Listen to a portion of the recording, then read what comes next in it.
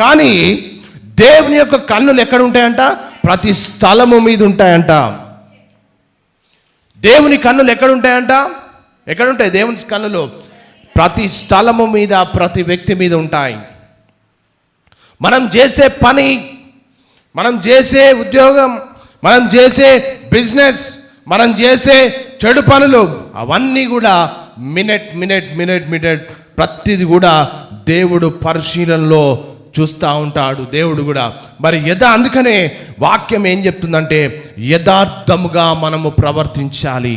యథార్థంగా ఎప్పుడు ప్రవర్తిస్తామంటే ఏ వాక్యము నీకు బోధించబడుతుందో, ఏ వాక్యమును చదువుతున్నావో, ఏ వాక్యం నువ్వు అనుసరిస్తున్నావో ఆ వాక్య ప్రకారము మనం నడుచుకున్నప్పుడు మాత్రమే వాక్యము మనల్ని సరి చేస్తుంది, వాక్యము మనల్ని దిద్దుతుంది, వాక్యము మనము నీతివంతమైనటువంటి జీవితంలో నడిపిస్తుంది. ప్రియ దేవుని సంగమా, దేవుని యొక్క వాక్యంలో మనం చూసినట్లయితే యెహోవా కన్నులు ప్రతి స్థలము మీద ఉంటాయంట.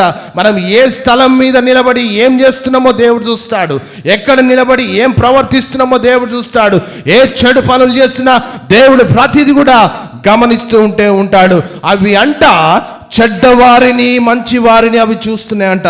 ఈరోజు నువ్వు మంచి పనులు చేస్తే, ఈరోజు దేవునికి ప్రీతికరమైనటువంటి పనులను చేస్తే, దేవునికి ఇష్టమైన పనులు మనం చేసినట్లయితే దేవుని చేత రక్షించబడి దేవుని యొక్క ఆశీర్వాదాలను మనం పొందుకొని, దేవుని ప్రసన్నతను మనం పొందుకొని నీతిమంతుల సభలో మనము వర్ధిల్లుతాం. నీతిమంతులు ఏ చోట ఉన్నా ఆ చోట మనం చేర్చబడతాము. దేవుని రాజ్యానికి మనం వారసులు అవుతాం. అంతేగాని అక్రమాలు చేసుకొని దేవునికి విరుద్ధమైన పనులు చేసి చెడుగా ప్రవర్తిస్తే దేవుని రాజ్యానికి మనము ఎన్నటికీ కూడా మనం చేర్చబడం. మనం అనుకుంటా ఉంటాం మనం చేసేది మంచిదే అనుకుంటాం, మనకు తెలియదు. ఎందుకంటే యలోక దేవత భ్రష్టత్వంలోకి నడిపించడానికి సాతాను భూమి మీదకి పంపించబడ్డాడు. ఈరోజు నువ్వు అనుసరించేది దేన్ని అనుసరిస్తున్నావు? నువ్వు వెంబడించేది దేన్ని వెంబడిస్తున్నావు?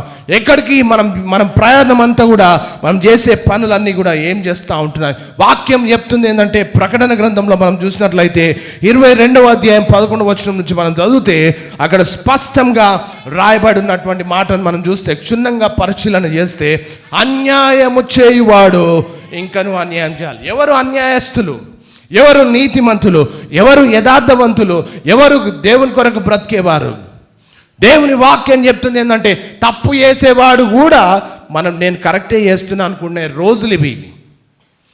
అంత్య దినాలలో మానవుల పరిస్థితి ఎట్లుంటుందంటే మోసం చేసి అక్రమంగా బ్రతికేవాడు కూడా నేను దేవుని బిడ్డనని చెలామణయ్యే రోజులు ఇవి.